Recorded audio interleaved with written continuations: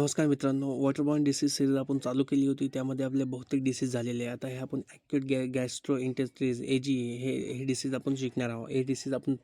हे जे डिसीज आहे आपण ह्याला 4 पार्टमध्ये शिकणार आहोत. General information of disease, treatment, prevention, precaution हे सगळे 4 पॉईंट जे सिलेबसनुसार आपण शिकणार आहोत.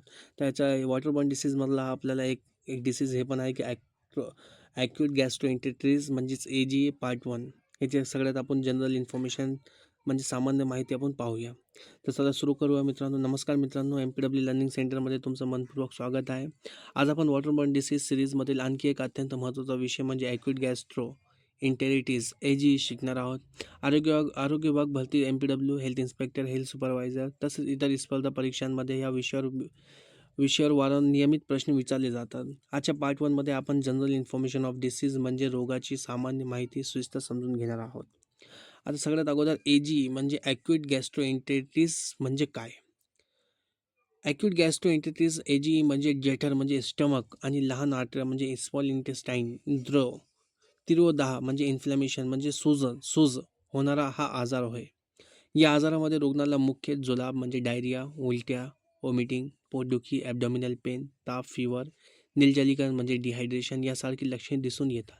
हा आजार बहुतेक वेळा दूषित पाणी किंवा दूषित अन्न सेवनामुळे होतो. आता याचं कॉझिटिव्ह एजंट काय, कारक जीव काय, हे कशामुळे होतो? AG हा एक सूक्ष्मी जीवामुळे होतो. एक सूक्ष्मी जीवामुळे होत नाही मित्रांनो. तो व्हायरस, बॅक्टेरिया आणि प्रोटोआ या 3 प्रकारच्या सूक्ष्मजीवामुळे होऊ शकतो. आता व्हायरल कॉजेस म्हणजे रोटाव्हायरस, नोरोव्हायरस, ॲडिनोव्हायरस, ॲस्ट्रोव्हायरस. एक्झाम पॉईंट लहान मुलांमध्ये AGचे सर्वात सामान्य कारण म्हणजे रोटाव्हायरस.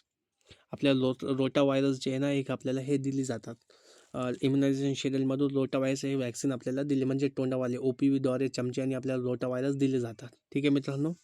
आता बॅक्टेरियल कॉज आहे, प्रोटोझोअल कॉज आहे आणि रिझर्वियर महत्त्वाचं जे आपल्याला रिझर्वियर रोगसाठा म्हणजे रिझर्वियर म्हणजे ज्या ठिकाणी रोगकारक सूक्ष्मजीव नैसर्गिकरित्या राहतं म्हणजे AG रिझर्वियर. संक्रमित मनुष्य काही वेळा संक्रमित प्राणींमध्ये पण ते आढळतो. आता याचा सोर्स ऑफ इन्फेक्शन काय आहे? AGचा संसर्ग मुख्यतः खालील स्रोतामधून होतो: दूषित पिण्याचे पाणी, दूषित अन्न, अस्वच्छ हात, माशांनी दूषित केलेले अन्न, दूषित दूध, दूषित फळे व भाज्या. आता याचा मोड ऑफ ट्रान्समिशन काय आहे? AGचा प्रसार मुख्यतः फिकोरल रूटने होतो, म्हणजे संक्रमित व्यक्तीच्या मलातील सूक्ष्मजीव दूषित पाणी किंवा अन्नाद्वारे दुसऱ्या व्यक्तीच्या शरीरात प्रवेश करतात. प्रसाराचे प्रमुख मार्ग कोणते? दूषित पाणी, दूषित अन्न, हात न धुता जेवणे, माशांद्वारे व्यक्तींची व्यक्ती ते व्यक्ती संपर्क. आता याचा इन्क्युबेशन पिरियड काय? AGचा इन्क्युबेशन पिरियड हा रोगकारक सूक्ष्मजीवावर अवलंबून असतो.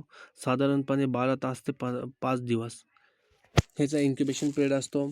एक्झाम रिलेटेड पॉईंट म्हणजे AGसाठी निश्चित इन्क्युबेशन पिरियड नसतो. आता रोग निर्मिती म्हणजे पॅथोजेन्सिस दूषित अन्न किंवा पाण्यासोबत सूक्ष्मजीव शरीरात प्रवेश करतात, जे जठर व लहान आतड्यात वाढतात. आतड्यांच्या श्लेष्मल त्वचेचं नुकसान पोहोचवतात, त्यामुळे पाणी आणि क्षारांचे जास्त प्रमाणात नुकसान होते. परिणामी जुलाब, उलटी आणि निर्जलीकरण होते. आता clinical features, sign and symptoms. AGची प्रमुख लक्षणे कोणते? वारंवार जुलाब, उलट्या, पोटदुखी, पोटात मुरडा, ताप, मरमर, अशक्तपणा, भूक कमी होणे, निर्जलीकरण. आता डिहायड्रेशनची लक्षणे: तोंड कोरडे पडणे, डोळे खोल जाणे, लघवी कमी होणे, तीव्र लहान लागणे, त्वचेची लवचिकता कमी होणे. आता याची कॉम्प्लिकेशन काय आहे? उपचार वेळेवर न घेतल्यास खालील कॉम्प्लिकेशन होऊ शकतात म्हणजे severe dehydration, electrolyte imbalance, acute kidney injury, shock, malnutrition विशेष लहान मुलांमध्ये, मृत्यू गंभीर प्रकारांमध्ये. आता एक्झाम रिव्हिजन काय? डिसीज कोणता आहे? ॲक्यूट गॅस्ट्रोएंटेरिटिस म्हणजे AG. कॉमन कॉज कोणता आहे? Contaminated water and food. Transmission म्हणजे कोणता? Faeco oral route. Most common viral cause म्हणजे रोटाव्हायरस. रिझर्वियर म्हणजे ह्युमन. मेन सिम्पटम्स आहे बघा, डायरिया, वॉमिटिंग, डिहायड्रेशन. मित्रांनो मेन सिम्पटम्स आहे diarrhoea, vomiting, dehydration. Major complication आहे सिव्हिअर डिहायड्रेशन. आता इम्पॉर्टंट MCQज आपण पाहू. ॲक्यूट गॅस्ट्रोएंटेरिटिस AG मध्ये सर्वात सामान्य लक्षण कोणते? म्हणजे जुलाब. सर्वात सामान्य लक्षण कोणते? जुलाब. लहान मुलांमध्ये AGचे सर्वात सामान्य व्हायरल कोणते? कारण कोणते? रोटाव्हायरस. ठीक आहे. एजीचा प्रसार मुख्य कोणत्या मार्गाने होतो? फिक ओरल रूट या मार्गाने एजीचा प्रसार होतो. एजीमधील सर्वात धोकादायक कोणती म्हणजे सिव्हिअर डिहायड्रेशन. म्हणजे सगळ्यात कॉम्प्लिकेशन कोणतं आहे? Severe dehydration. एजीमध्ये रिझर्व्हिअर म्हणून सर्वात महत्त्वाचा स्रोत कोणता? म्हणजे संक्रमित मनुष्य म्हणजे इन्फेक्टेड पर्सन. आज आपण ॲक्यूट गॅस्ट्रोएंटेरिटिस म्हणजे एजी या रोगाची व्याख्या, कारक, जीव, reservoir, source of infection, mode of transmission, incubation period, pathogenesis, clinical feature आणि कॉम्प्लिकेशन याचा सविस्तर अभ्यास केला. पुढील पार्ट 2 मध्ये आपण diagnosis, treatment, ORS, zinc therapy, prevention, surveillance, monitoring, outbreak investigation आणि MPW ची भूमिका सविस्तर शिकणार आहोत. ठीक आहे मित्रांनो, व्हिडिओ आवडला असेल तर लाईक करा, शेअर करा आणि MPW या लर्निंग सेंटर या चॅनलला सबस्क्राईब करायला विसरू नका.